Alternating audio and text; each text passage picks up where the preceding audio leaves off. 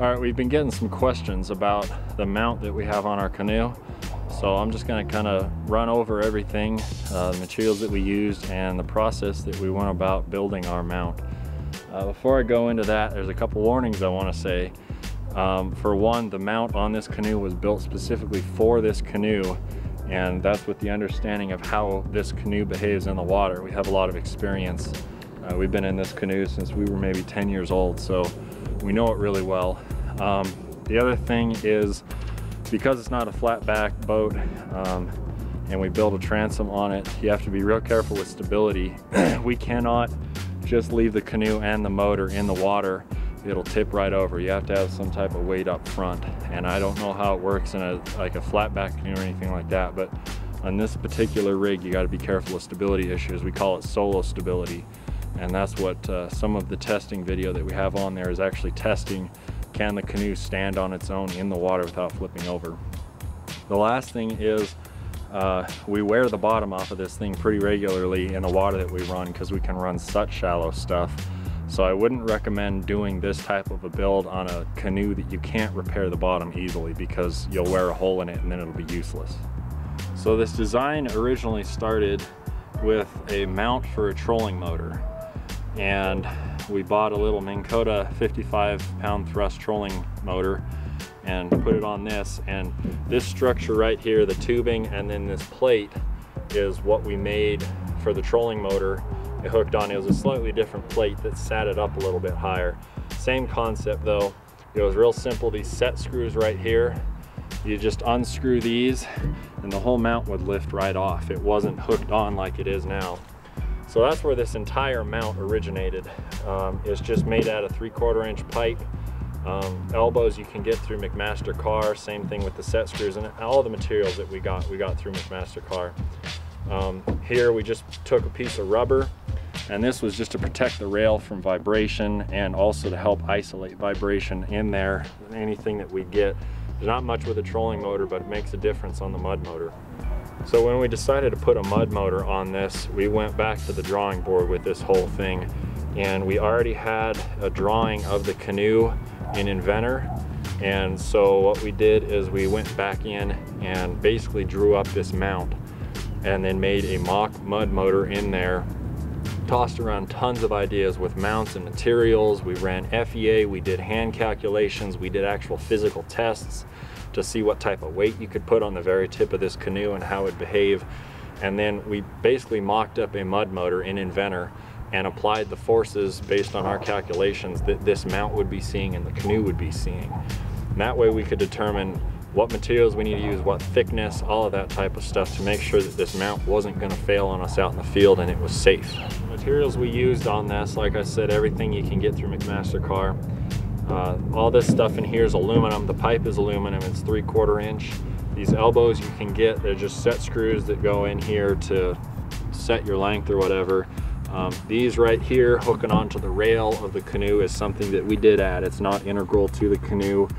These set screws here you can undo, and that was something that we actually used to take this mount off when we used it only for a trolling motor, but they've stayed on there pretty much all the time now. This hose is just like a hose for anything else. Just go over there, help isolate vibration, and then there's the 6061 aluminum pipe, like the rest of the mount, running through the center here. This plate is 1/4 inch 6061 aluminum. We did all the cuts on here with either a hacksaw or on some of these bigger cuts we actually used a Sawzall, and that worked pretty well to get through everything. The fasteners we used grade 8 1/4-20. The grade 8's most likely overkill, but we don't want to have any issues with fasteners failing on us, especially when we're out in the field. Down here on this part, we actually were originally using a shoulder bolt, and the thread on it was, I think it was 1024, and we actually had the thread on that fail because from carrying the boat around with the motor attached to it, it saw forces that we didn't account for, and so we basically sheared the thread portion of the shoulder bolt off. Luckily we didn't have any failure out in the field or anything like that. We caught it in time, and so we replaced it with a grade 9 1/4-20. Again, overkill, but with something like this you really don't want to mess around with something that's going to break on you.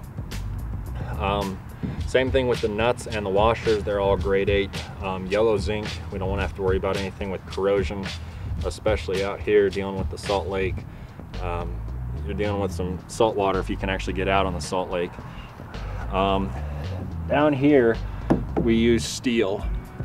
Based on our calcs and FEA, aluminum was not going to cut it here. We tossed around ideas of using like rectangular channel or different things like that. None of it could withstand the forces we needed to.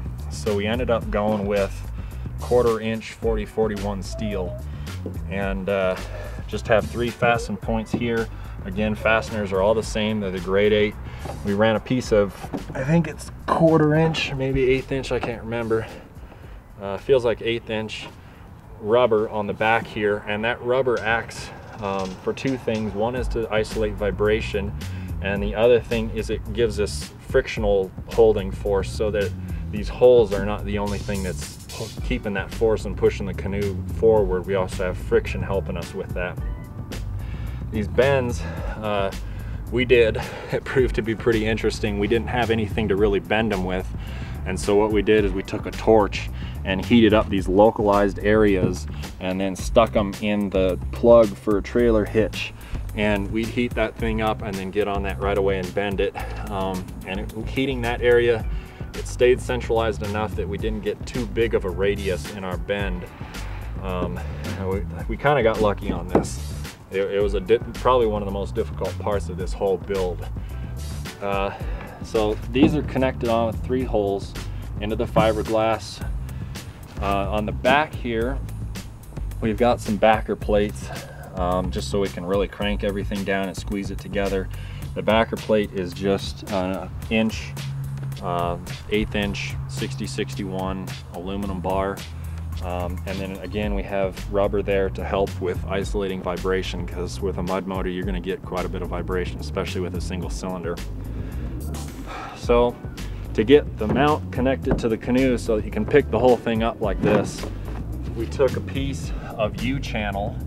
It's made out of steel. We can't remember what exactly it is, but it's just incredibly thick steel.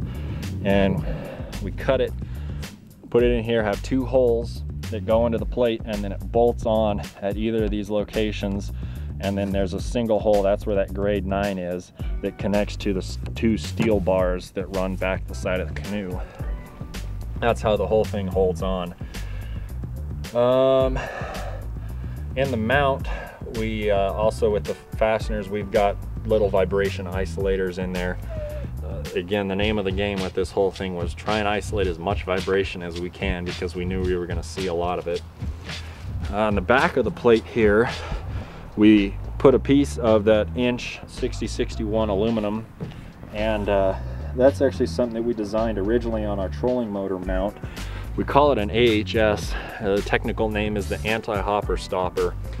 And basically what happened with the trolling motor is we were out on the river one day and we took a sharp turn going upriver into current, and the trolling motor basically twisted off the mount. Luckily we were able to reel it in. We didn't have any type of safety leash on it or anything. The power cord held and we were able to pull it back in. But after that point we started making different pieces of aluminum on the backs of these plates that basically make it so the motor can't twist off even if it's loose. And so what this does is this fits in a little space that Mud Buddy has on their transom mount. And so when this whole thing is tightened together, this basically sits flush with the remainder of the transom mount on the motor. And so you have to really unscrew this thing a long ways to lift it off of the boat.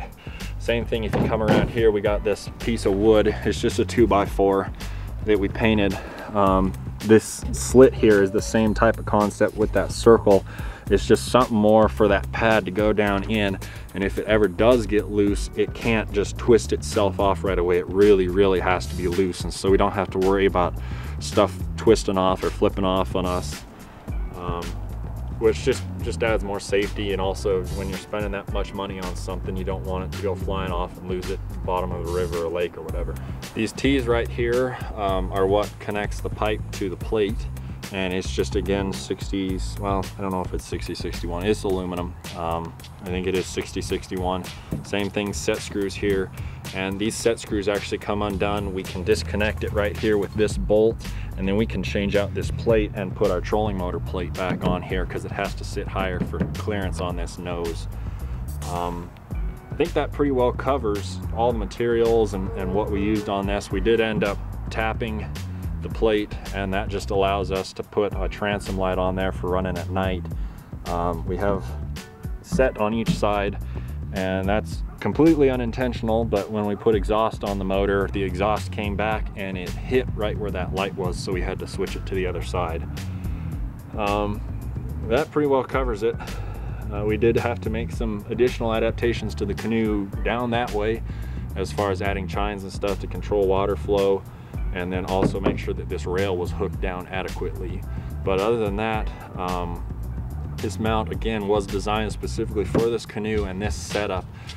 This won't work with a surface drive, and because of the way the water flows off the tip of the Canoe here, it all converges right about here.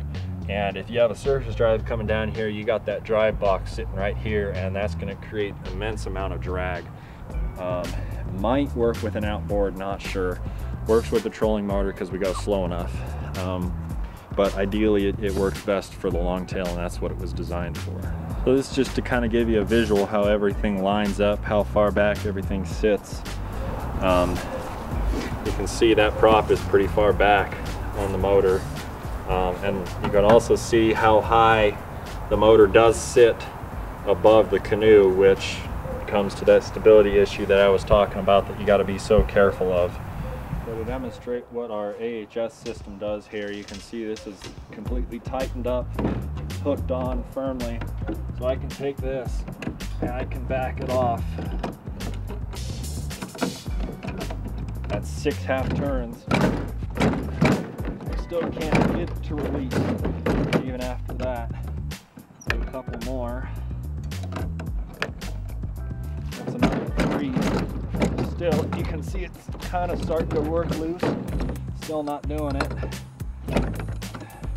That might have done clear. Yep, and there it goes. So that took probably 10 to 11 half turns to get it to completely loosen up to where the motor will actually lift off. That's part of the safety feature of this, is it really has to be intentionally loose in order for that motor to come off. It's not like it can just loosen up a little and you have to worry about losing it.